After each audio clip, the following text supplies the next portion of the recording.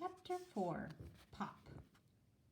Dirt breeds germs, Nurse Molly Farthing would often say, and germs have a nasty way of making healthy people ill.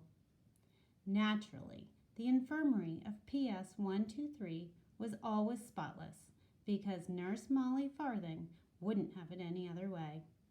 And naturally, as Mrs. Kimmelfarber and Henry rushed through the door that morning, she made both of them go back and wipe their feet on the mat. "And don't bring any of your cocoa in here," Nurse Farthing added. She sniffed the air loudly. "Cocoa?" said Mrs. Kimmelfarber.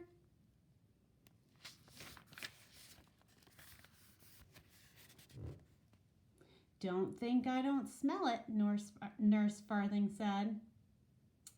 "Please, Nurse Farthing," said Mrs. Kimmelfarber, "we have an emergency on our hands.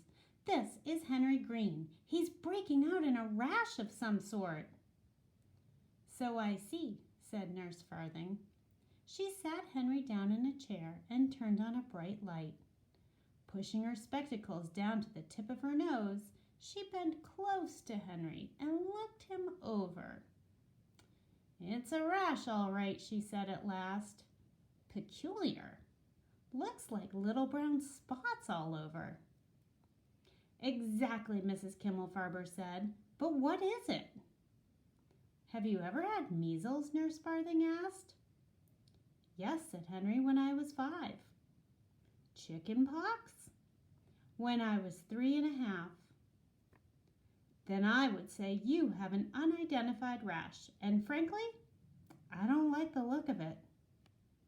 Henry, who up until now was merely frightened, began to feel terrified. What would his face look like if he was feeling terrified?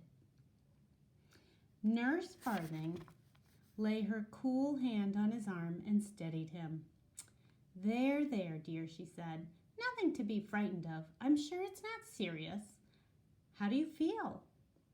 "Not very good," said Henry. "Warm?"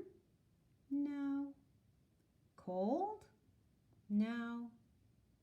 "Dizzy?" "No," said Henry. "I just feel strange." "You poor dear," said Nurse Molly Farthing. "You really must be frightened." She ran her fingers through his hair and patted the back of Henry's neck. Somehow this made him feel a little better. "Pop!" "Did you say something?" asked Nurse Farthing. "No, ma'am," said Henry. "Pop!" "What is that noise then?" she asked. "It sounds like something going pop."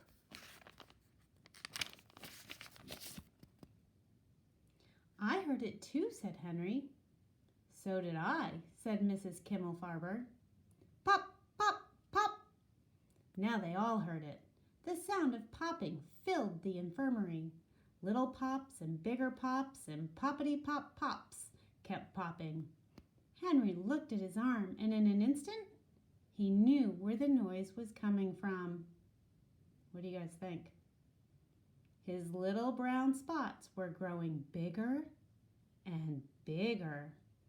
They were popping out all over him. No longer the size of freckles. They were as big as the chocolate bits his mother used for making cakes and cookies. He could feel them popping out on his arms and face, could feel them growing under his shirt. In less time than it takes to tell it, Henry Green was covered with little brown lumps from the top of his head to the tip of his toes.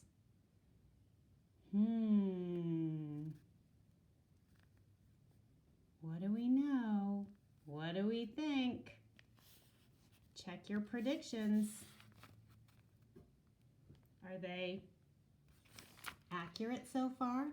I know some of you said he might be allergic to chocolate. Some of you said he might be getting sick from the chocolate. What do you think?